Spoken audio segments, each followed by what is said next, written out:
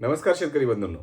नानाजी देशमुख कृषी संजीवनी प्रकल्प म्हणजेच पोकरा या प्रकल्पाअंतर्गत शेतकऱ्यांना विविध योजनांचा लाभ देण्यात येतो. या प्रकल्पाअंतर्गत जी गावं निवडलेली आहेत, त्या गावातील फक्त शेतकऱ्यांनाच जर या प्रकल्पामध्ये योजना आहेत असं जर आपल्याला वाटत असेल, तर थोडंसं थांबा. कारण या प्रकल्पामध्ये जी गावे पोकरा अंतर्गत निवडलेली आहेत, त्या गावातील भूमिहीन कुटुंबातील सदस्यांना सुद्धा या प्रकल्पामध्ये एक योजना आहे आणि ती मग कोणती योजना आहे, तर ती आपण पाहूया.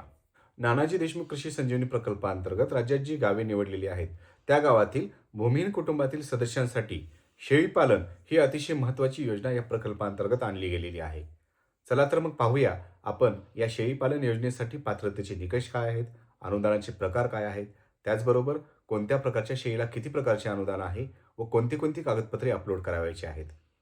शेळीपालन ही योजना पोकरा अंतर्गत राबवत असताना यामागचे काही उद्देश आहेत ते आपण कोणते आहेत ते पाहूया.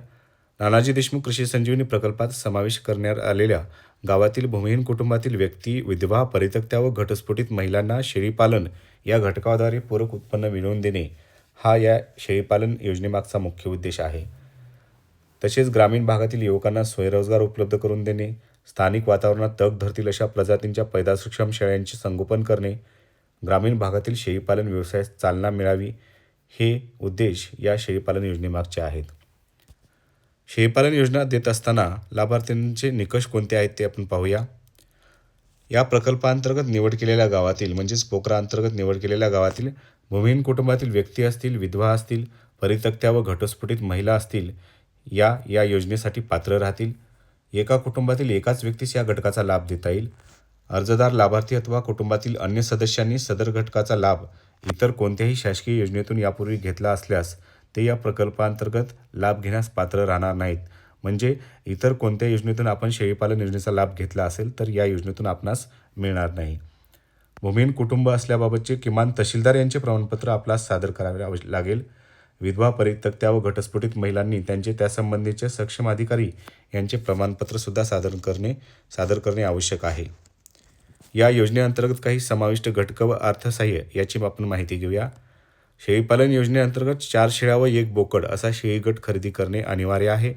शेळ्या गट खरेदी करताना पैदासक्षम शेळ्या 2ऱ्या व 3ऱ्या वेतातील असणे आवश्यक आहे, तर पैदासक्षम बोकड वय किमान 1 वर्ष व त्यावरील असणे आवश्यक आहे. सदर घटकाअंतर्गत खरेदी केलेल्या शेळी गटाचा 3 वर्षाकरता विमा उतरविणे सुद्धा अनिवार्य आहे.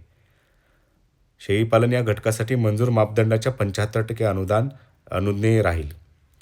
यामध्ये शेळ्या व बोकड खरेदी करत असताना तो खरेदीचा दर, मंजूर मापदंडाची रक्कम आणि देण्यात येणारे 75% प्रमाण अनुदान किती आहे ते आपण पाहूया.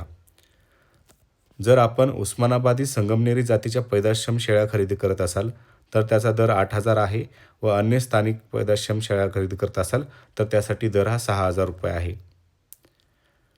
मंजूर मापदंडानुसार आपण उस्मानाबादी व संगमनेरी जातीच्या पैदासक्षम शेळ्या जर खरेदी केल्या तर त्यासाठी 32,000 रुपये खर्च येईल व त्याचे 75% अनुदान आपणास 24,000 रुपये इतके मिळेल. तर अन्य स्थानिक पैदासक्षम शेळ्या जर आपण खरेदी केल्या तर त्यासाठी 4 शेळ्यांसाठी 24,000 रुपये खर्च येईल व त्याच्या 75% 18,000 रुपये इतके अनुदान मिळेल. म्हणजे आपण उस्मानाबादी किंवा संगमनेरी जातीच्या 4 शेळ्या खरेदी केल्या तर आपल्याला 24,000 रुपये अनुदान मिळेल आणि अन्य स्थानिक पैदासक्षम जातीच्या जर आपण शेळ्या खरेदी केल्या तर त्यासाठी 18,000 रुपये अनुदान मिळेल. तर बोकड खरेदी करत असताना सुद्धा उस्मानाबादी व संगमनेरी जातीचा जर नर आपण खरेदी केला तर किमान 10,000चा बोकड खरेदी केला तर आपल्याला 7,500 रुपये अनुदान मिळेल आणि अन्य स्थानिक पैदासक्षम नर जातीचा बोकड जर आपण खरेदी केला तो 8,000 रुपयाचा बोकड जर खरेदी केला तर त्यासाठी 6,000 रुपये इतके अनुदान मिळेल.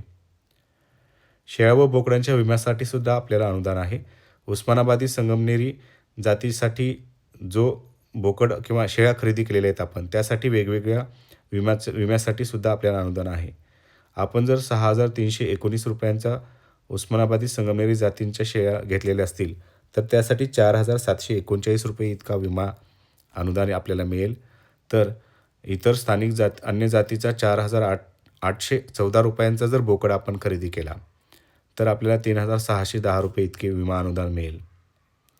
यासाठी एकूण खर्च जर आपण गृहीत धरला, उदाहरणार्थ आपण उस्मानाबादी संगमनेरी जातींसाठीच्या ज्या शेळ्या आहेत त्या 4 शेळ्या जर खरेदी केल्या व 1 बोकड खरेदी केला तर त्यासाठी आपल्याला 48,319 रुपये खर्च येईल व त्याच्या 75% म्हणजे 36,239 रुपये अनुदान मिळेल. आणि आपण जर उस्मानाबादी व संगमनेरी जाती सोडून इतर अन्य स्थानिक जातींच्या 4 शेळ्या व 1 बोकड खरेदी केला तर आपला खर्च हा 36,814 रुपये होईल व त्यासाठी आपल्याला 27,610 रुपये इतके अनुदान मिळेल. अशा प्रकारे आपण उस्मानाबादी व संगमनेरी जाती तसेच इतर पैदाशम जातीच्या शेळ्या व बोकड यासाठी किती प्रकारचे अनुदान याची माहिती घेतली. लाभार्थ्यांसाठी काही महत्त्वाच्या सूचना सुद्धा यामध्ये दिलेल्या आहेत. लाभार्थ्यांकडे शेळ्या संगोपनासाठी पुरेशी जागा व निवाऱ्याची सोयसुद्धा असावी. लाभार्थ्यांनी शेळी गटाची खरेदी ही सर्वात महत्त्वाची अट यामध्ये आहे. लाभार्थ्यांनी शेळी गटाची खरेदी ही पुण्यश्लोक अहिल्यादेवी मेंढी व शेळी विकास महामंडळ यांच्याकडूनच करणे बंधनकारक आहे. लाभार्थ्यांना उस्मानाबादी अथवा संगमनेरी अथवा स्थानिक वातावरणात तग धरतील अशा प्रजातींच्या पैदाशम 4 शेळ्या व 1 बोकड असा गट खरेदी करणे बंधनकारक आहे. शेळ्यांच्या प्रजातीची निवड करण्याचे स्वातंत्र्य ही लाभार्थ्यांना राहील. सदर शेळी गटाची खरेदी ही खरेदी समितीच्या उपस्थितीमध्येच अनिवार्य राहील. शेळी गट खरेदी, गटाचा विमा व वाहतुकीचा खर्च लाभार्थ्यांनी स्वतः करावयाचा आहे. खरेदी केलेल्या शेळ्यांना टॅगिंग करून त्यांची नोंदणी भारत पशुधन प्रणालीवर पशुसंवर्धन विभागाचे अधिकारी यांच्या सहाय्याने करणे बंधनकारक राहील. या घटकांतर्गत लाभार्थ्यांना शेळी खरेदी केलेल्या शेळ्यांना लसीकरण व आवश्यक त्या पशुवैद्यकीय सेवा जवळच्या पशुवैद्यकीय संस्थेमार्फत उपलब्ध होतील. याबाबत तालुका कृषी अधिकारी यांनी पशुसंवर्धन विभागाच्या अधिकाऱ्यांच्या मदतीने नियोजन करावे. अशा प्रकारच्या काही मार्गदर्शक सूचनासुद्धा आपल्याला दिलेल्या आहेत. इच्छुक लाभार्थ्यांनी यासाठी काय करायचं आहे? इच्छुक व्यक्तींनी प्रकल्पाच्या संकेतस्थळावर ऑनलाईन नोंदणी करून अर्ज व आवश्यक कागदपत्रे अपलोड करायची आहेत. नानाजी देशमुख कृषी संजीवनी प्रकल्पाच्या संकेतस्थळावर गेल्यानंतर आपल्याला शेती नसल्यामुळे फार्मर आयडीच्या ऐवजी आधार क्रमांकाद्वारे नोंदणी व लॉग इन करावे लागेल व शेळीपालन या घटकासाठी भूमिहीन घटकामधून आपल्याला अर्ज करावा लागेल. त्यानंतर आपल्याला कागदपत्रांची पडताळणी केल्यानंतर पुरसंमती मिळाल्यापासून 2 महिन्याच्या आत शेळी गटाची खरेदी करणे आवश्यक आहे. आणि निवडलेल्या लाभार्थ्यांनी गठीत खरेदी समितीच्या उपस्थितीत शेळी गटाची खरेदीसुद्धा करणे आवश्यक आहे. शेळी गटाची खरेदी आपण या अगोदर सांगितल्याप्रमाणे पुण्यश्लोक अहिल्यादेवी शेळी मेंढी विकास महामंडळ यांच्याकडून करावी व खरेदी तपशिलासह पावतीसुद्धा आपल्याला अनुदानासाठी सादर करावी लागेल. शेळी गट खरेदीनंतर वाहतुकीचा खर्च लाभार्थ्याने स्वतःच करायचा आहे.